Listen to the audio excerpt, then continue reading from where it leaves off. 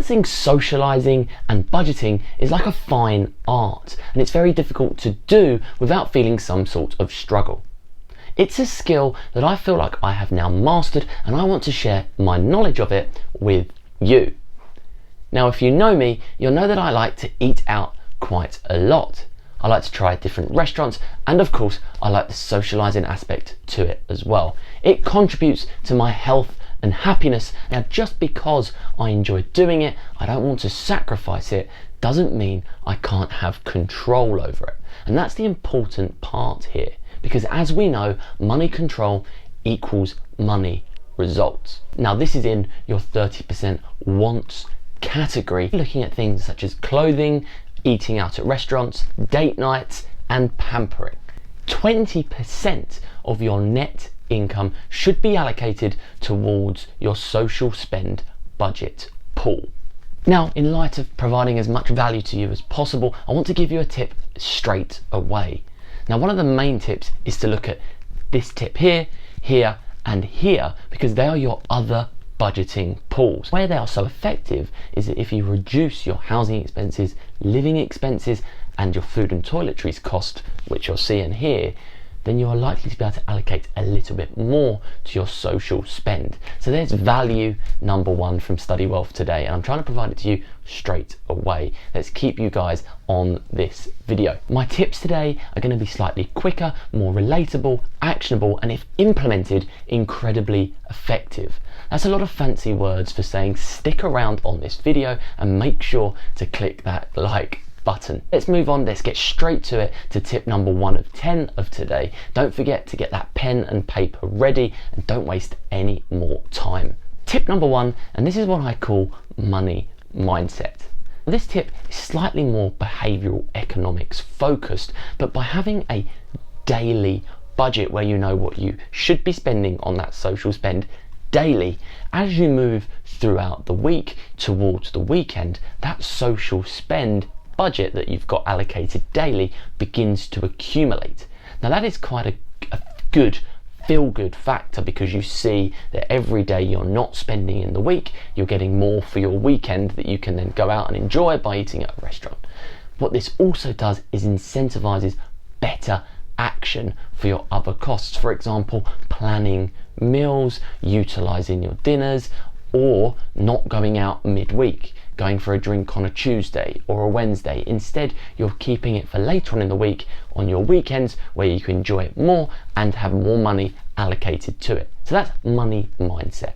Now, my spreadsheet on Study Wealth that I'm still happy to provide you does actually have and calculates this for you, your daily budget. So please comment just spreadsheet below, or get in touch with me on my Instagram, which I'll link here, if you want this spreadsheet. Tip number 2 is what I like to call Come Dine With Me. Now, I particularly like Come Dine With Me. I've liked it from a very young age when I used to watch it with my nan, particularly mainly for this clip. You won, Jane. Oh my God. Enjoy the money. I hope it makes you very happy. Dear Lord, what a sad little life, Jane. You ruined my night completely so you could have the money, but I hope now you spend it on getting some lessons in grace and decorum, because you have all the grace of a reversing dump truck without any tyres on. And this is a great cost saver, because you are bringing food and cooking it from home, which inevitably is cheaper, but you're also getting cheaper alcohol. Now, where this is good for our generation is that the novelty is still there. We've only recently started renting, or we've just moved into our first home, so it's an opportunity to be the host. Tip number 3 sort of combines restaurants and Come Dine With Me to go to bring your own booze restaurants. Now, where this is really useful is the food isn't usually the most expensive part of your eating out, and that's where I've found I've saved the most cost. Bring your own booze, as they say. Restaurants are able to bring shop bought alcohol into the restaurant. Now, this sometimes has a corkage fee, but again, it's still a great saver on the sort of increased ticket price of alcohol in restaurants anyway. Not only that, but if you combine it, we're still on tip number 3 here, but if you combine a bring your own booze restaurant with pre-drinks before a night out, again, it's another way to save. Tip number 4, and we're still on the sort of food aspect of your social spend, and this is something that's come up in coronavirus, quite popular, and it's sort of create your own. And I know Gary Vee, seeing him talk recently, is something that he thinks is a product that will now start to develop over time. I used it in this period of lockdown with Wagamama's. So we had a sort of family Wagamama's evening. They provided online their sort of ingredients for how they make the food, and we went away and made the sort of, I think it's number 74, which is just the chicken katsu curry. We made that for the family. It tasted quite like Wagamama's, and it was quite an enjoyable way to get that type of food that we were craving because we missed it. Now that isn't just for lockdown, it's also a great way to save. You can cook that restaurant food from home. But moving away from that now, tip number 5 is looking at how you can socialize for cheaper when you want to do something. Now this is something I've done, again, just sort of coming out of this lockdown period in coronavirus.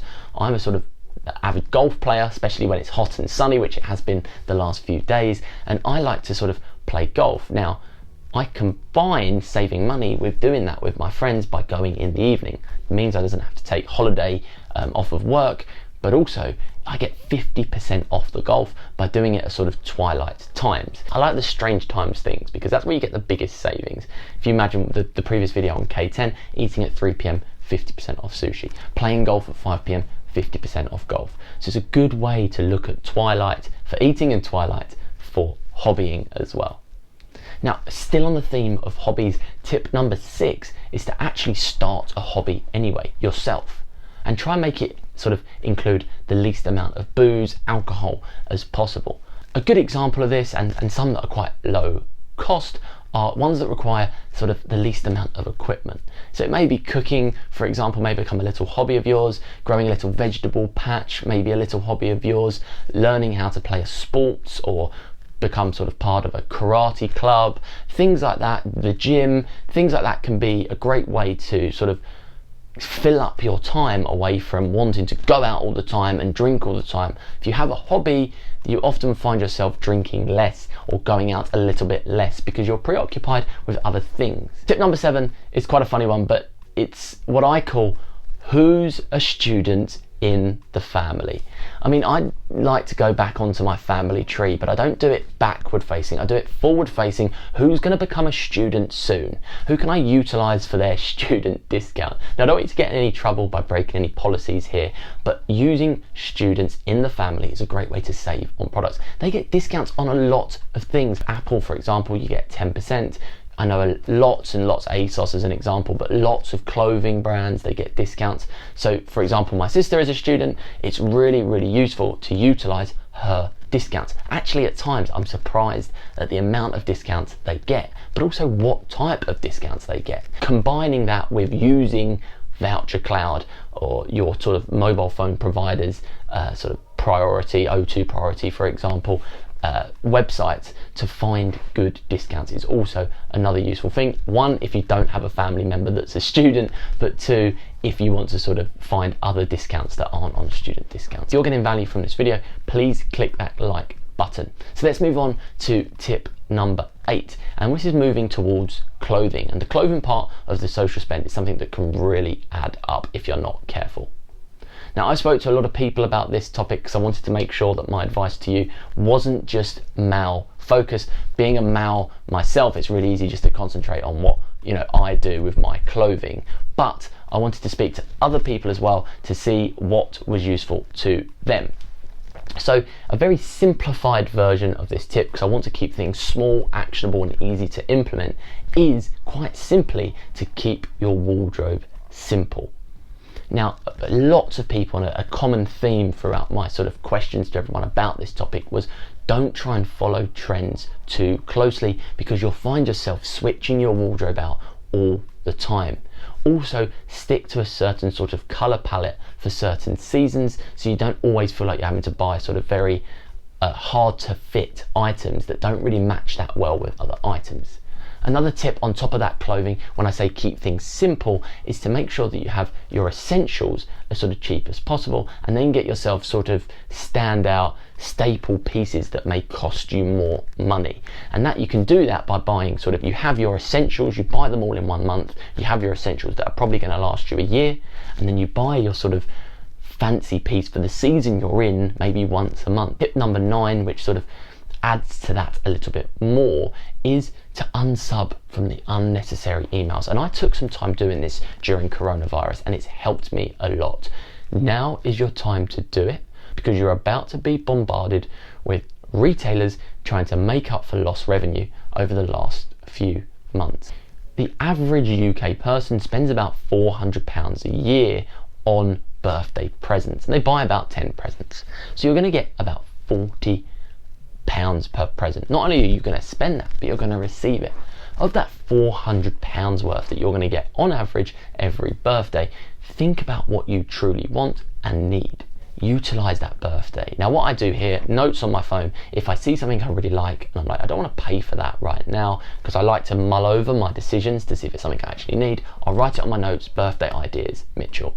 And if it's a birthday idea in there, it'll come around to birthdays or Christmas, and someone will say to me, oh, what do you want for your birthday? What do you want for Christmas? You're so hard to buy for, we don't know what you want.